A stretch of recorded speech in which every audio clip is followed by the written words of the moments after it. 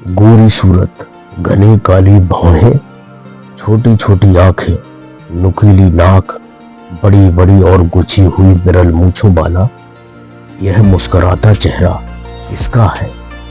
यह चेहरा प्रेमचंद का है।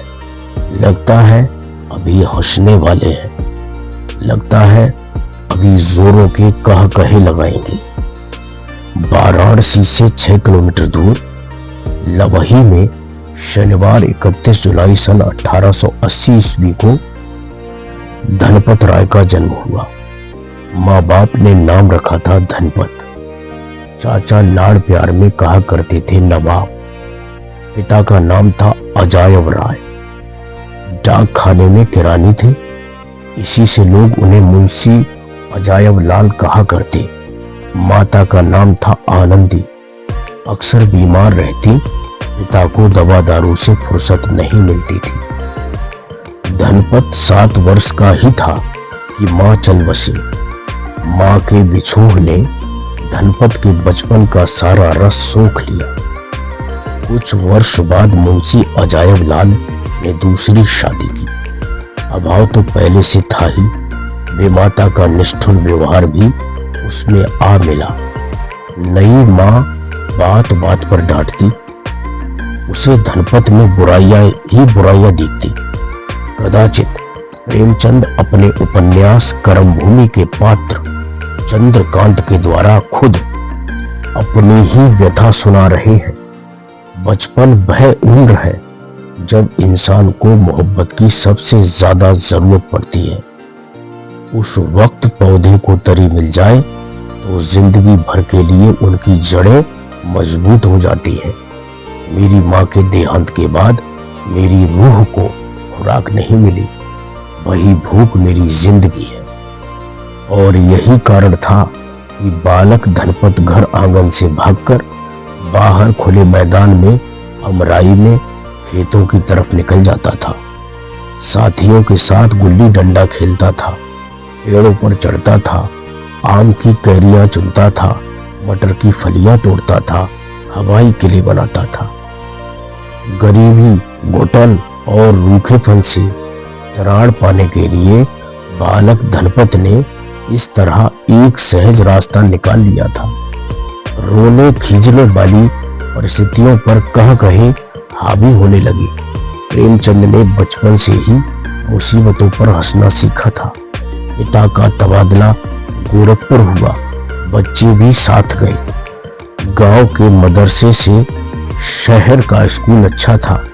धनपत की तबीयत पढ़ने में लग गई। गुल्ली डंडे का खेल पीछे छूट गया। शहरी नजारे आगे सरक आए। किताबें चाटने का चस्का इसी उम्र में लगा। हजारों कहानियां और सैकड़ों छोटे मोटे उपन्यास धनपत ने इसी उम्र में पढ़ डाले। यह साहित्य उर्दू का था। हमारा कहानीकार शायद पैदा हो चुका था। रात को अकेले में डिहरी की मध्यम रोशनी में उसने गल्प रचना शुरू कर दी थी।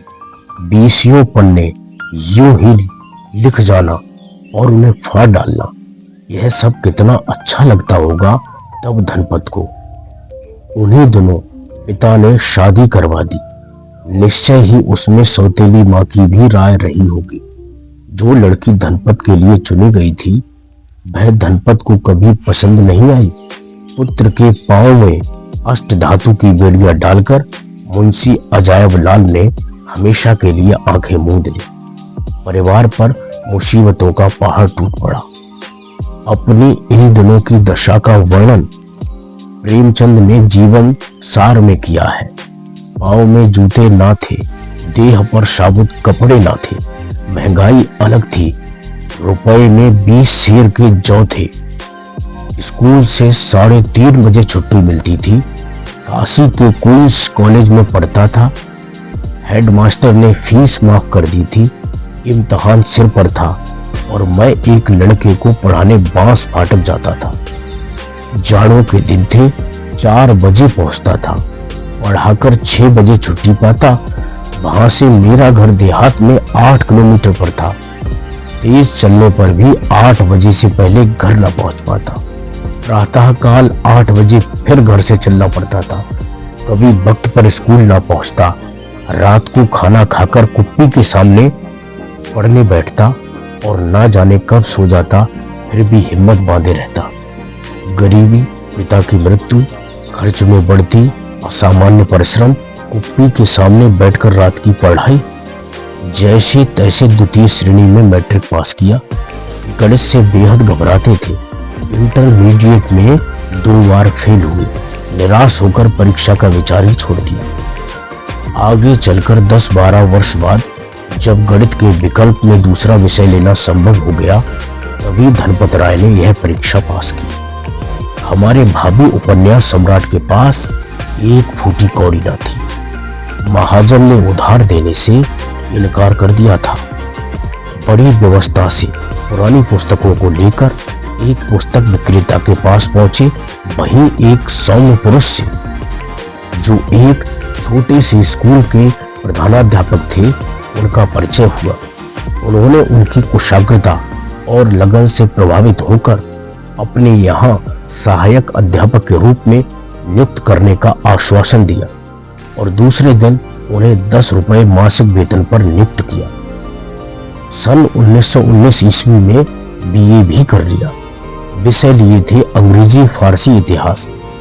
वे एमए भी करना चाहते थे, कानून भी पढ़ना चाहते थे, लेकिन परीक्षाओं की तरफ से उदासीन हो गए थे। जब उमंग थी तब गणित ने बाधा पहुंचाई।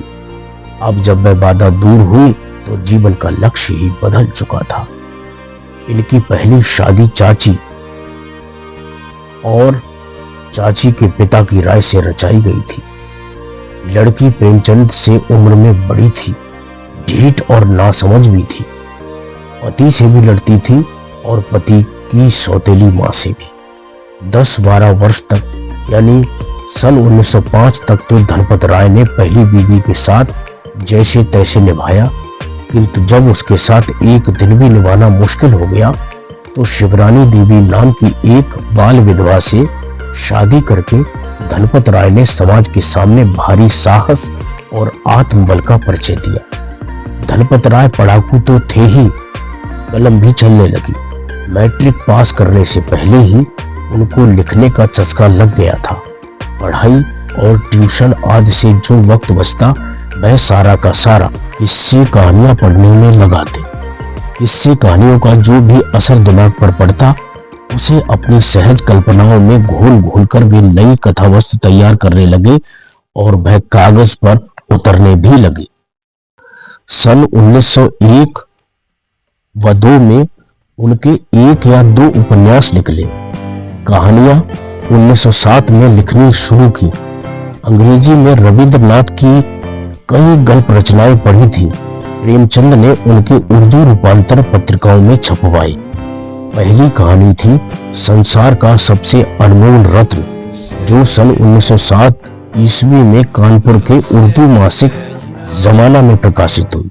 जमाना में धनपत राय की अन्य रचनाओं का प्रकाशन 1903 और 4 से ही शुरू हो गया था।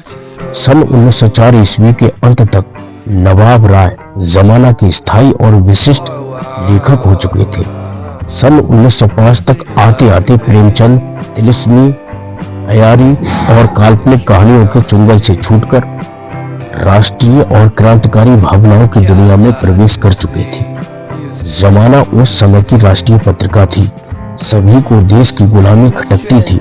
विदेशी शासन की सुनहरी जंजीरों के गुण गाने वाले गद्दार देशद्रोहियों के खिलाफ सभी के अंदर नफरत खोलती थी।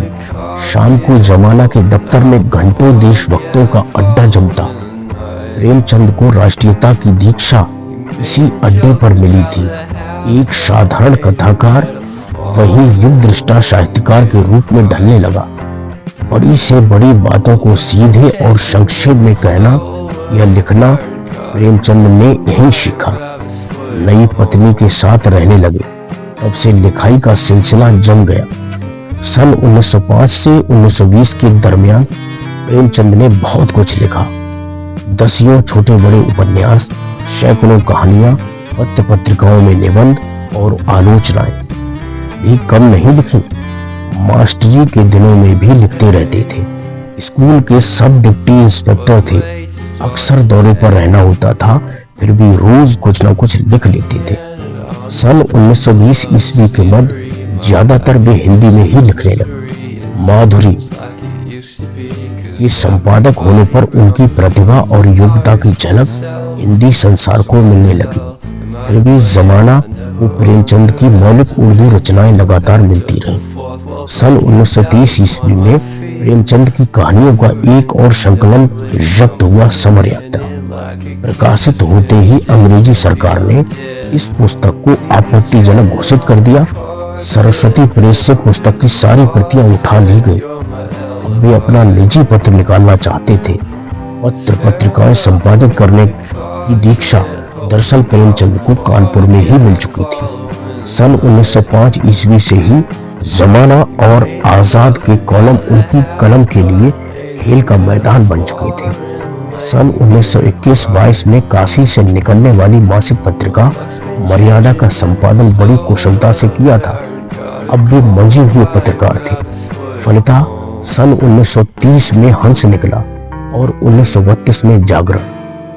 हद दर्जे की ईमानदारी और अपनी ड्यूटी अच्छी तरह निभाने की मुस्तैदी, खुद तकलीफ झेलकर दूसरों को सुख पहुंचाने की लगन, 100 बंधनों में जकड़ी हुई भारत माता की स्वाधीनता के लिए आतुरता, बाहरी और भीतरी बुराइयों की तरफ से लोगों को आगाह करने का संकल्प, हर तरह के शोषण का विरोध, अपनी इन खूबियों से प्रेमचंद खूब लोकप्रिय हो उठे।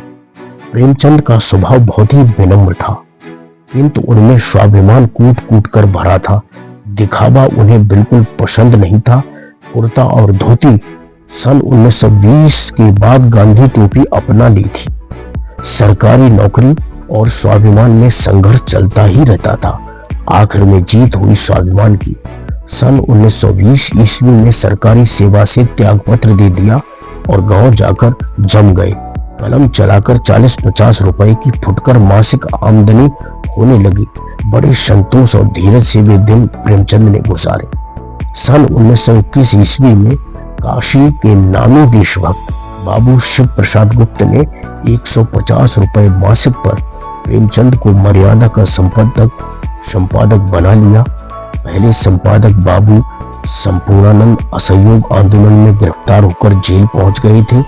मर्यादा को संभालने के लिए किसी सुयोग्य संपादक की आवश्यकता थी। सन 1922 में संपूर्णानंद जी जेल से छूटे तो उन्हें मर्यादा वाला काम वापस मिला, लेकिन बाबू शिव प्रसाद गुप्त प्रेमचंद को छोड़ना नहीं चाहते थे। काशी विद्यापीठ में उन्हें स्कूल विभाग का हेडमास्टर नियुक्त कर दिया।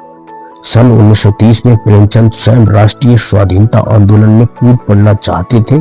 सत्याग्रहियों की कतार में शामिल होकर पुलिस की लाठियों के मुकाबले डटना चाहते थे, किंतु जेल जाने का उनका मनोरथ अधूरा ही रह गया। पत्नी ने सोचा, कमजोर है, अक्सर बीमार रहते हैं, इनको जेल नहीं जाने दूंगी। सो वे आगे बढ़े, सत्याग्रही महिलाओं की कतार में शामिल हो गिरफ्तार होकर अपने जत्थे के साथ जेल पहुंच गए। प्रेमचंद मन महसूस कर रह गए। मजबूरी थी और तसल्ली थी, हर परिवार से एक आदमी को जेल जाना ही चाहिए। उन दिनों यह भावना जोर पकड़ चुकी थी। यह दूसरी बात है कि वे कभी गिरफ्तार नहीं हुए, कभी जेल ना गए, मगर प्रेमचंद स्वाधीनता संग्राम के ऐसे सेनापति थे जिनकी वाणी ने लाखों सैनिकों के हृदय में जोश भर दिया था। स्वाधीनता के लिए जनता की लड़ाई का समर्थन करते समय प्रेमचंद यह कभी नहीं भूले कि आजादी केवल एक व्यक्ति के जीवन को सुखमय नहीं बनाएगी, मुट्ठी भर आदमियों के लिए ही ऐशो आराम नहीं लाएगी, वह बहुजन सुखाय बहुजन हिताय होगी। सन 1923 ईस्वी में सरस्वती प्रेस चालू हुआ। प्रेमचंद की आजाद तबीयत को नौकरी भाती नहीं थी।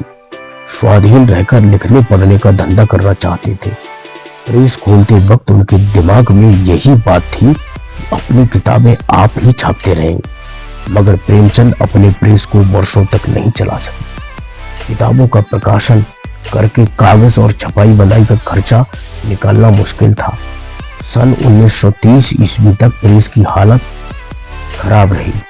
फिर भी वह प्रेमचंद का लहू पी पी कर किसी तरह चलता रहा। इसमें जो कुछ कसर थी उसे हंस और जागरण ने पूरा कर दिया। घाटा घाटा घाटा और घाटा, कर्ज कर्ज और कर्ज। बार बार निश्चय करते थे कि अब दोबारा नौकरी नहीं करेंगे, अपनी किताबों से गुजारे के लायक रकम निकल ही आएगी। बार बार जमकर प्रेस में बैठते थे, बार बार पुराना कर्ज पटाकर नए सिरे से मशीन के पुर्जों में तेल डालते थे। काम बढ़ता था, परेशानियां बढ़ती थी, बुढ़ापा भी उसी रफ्तार से आगे बढ़ता जाता था। पढ़ने लिखने का सारा काम रात को करते थे, तंदुरुस्ती बीच बीच में टूट जाती थी। दवा दारू के लिए शिवरानी रुपए देती तो वे उस रकम को भी प्रेस में खर्च कर डालते। फिर वैद्यों और हकीमों से सस्ती दवाएं लेते रहते। आराम बिल्कुल नहीं करते थे, पूरी नींद सोते नहीं थे, खाना भी मामूली किस्म का खाते। सन 1936 के बाद दशा कुछ बदली जरूर, मगर प्रेमचंद का परिश्रम और भी बढ़ गया। उनका जीवन ऐसा दीप था जिसकी लौ मध्यम नहीं तेज प्रकाश देने को मजबूर थी, पर उस दीप को कभी पूरा पूरा तेल नहीं डाला गया। लौ हमेशा बत्ती के रेशे को ही जलाती रही। उनकी बेचैनी इसलिए थी कि वे चाहते थे कि जीवन दीप का प्रकाश दूर दूर तक फैले, वक्त पर फैले, अच्छी तरह फैले। अपनी सारी किताबें, अपना सारा साहित्य अपने प्रेस में ही छपवाकर समूचे देश में फैला देना चाहते थे। किसानों, मजदूरों, युवकों, विद्यार्थियों, स्त्रियों और अछूतों की दर्दनाक जिंदगी को आधार बनाकर जो कुछ भी लिखे सभी को छापकर जनता को सजग सचेत बना देने का संकल्प प्रेमचंद के अंदर हिलोरे ले रहा था। अधिक से अधिक लिखते जाना, अधिक से अधिक छापते जाना, अधिक से अधिक लोगों को जागरूक बनाते जाना। शोषण, गुलामी, ढोंग, दंग, स्वार्थ, रूढ़, अन्याय, अत्याचार, इन सबकी जड़ें खोद डालना और धरती को नई मानवता के लायक बनाना, यही प्रेमचंद का उद्देश्य था। तभी तो हानि लाभ की भावनाओं से निर्लिप्त रहकर प्रेमचंद अंत तक लिखते रहे। नींद नहीं आती थी, बीमारी बढ़ गई थी, प्रेस जाना बंद था, फिर भी आप घर वालों की नजरें बचाकर उठ जाते और कलम तेजी से चल पड़ती, इतनी तेजी से कि जीवन समाप्त होने से पहले ही सब कुछ लिख देना चाहते थे। मैं मजदूर हूं, जिस दिन ना लिखूं उस दिन मुझे रोटी खाने का अधिकार नहीं। ये शब्द उनके होठों के केवल आभूषण ही नहीं थे, बल्कि सच थे। फिल्मों के द्वारा जनता तक अपने संदेशों को प्रभावशाली ढंग से पहुंचाने और साथ ही अभावों से मुक्ति पाने के लिए वे मुंबई गए, किंतु धनपत को धनपतियों का सहवास और मुंबई का प्रवास रास नहीं आया। वह उनकी अभिलाषाओं की पूर्ति नहीं कर पाया। फिर वही प्रेस, फिर वही प्रकाशन, फिर वही घिसाई। रातों रात जागकर प्रेमचंद ने गोदान पूरा किया। गोदान छपकर निकल आया था। उनकी लेखनी मंगलसूत्र पर तेजी से चल रही थी। मरते मरते प्रेमचंद इस उपन्यास को पूरा करना चाहते थे। 4 ही अध्याय लिख पाए थे। खाना नहीं हजम होता था, खून की कै करने लगे थे, पेट में पानी भर गया था, दूध, बार्ली, फलों का रस तक नहीं पचा पाते थे, पर इतने पर भी काम करने की ललक पीछा नहीं छोड़ती थी। लिखने की अभिलाषा शांत नहीं हो पाती थी। देश को अपने जीवन, अनुभव और अपने विचारों की अंतिम बूंद तक दे जाने की इच्छा चैन नहीं लेने देती थी। 8 अक्टूबर सन 1936 ईस्वी रात का पिछला पहरा प्रेमचंद ने हमेशा के लिए अपनी आंखें मूंद ली। अभी 60 के भी नहीं हुए थे। 56 वर्ष की आयु क्या कोई लंबी आयु थी? मैक्सिम गोर्की और शरद चंद्र का देहावसान भी उसी वर्ष हुआ। जय हिंद, जय भारत।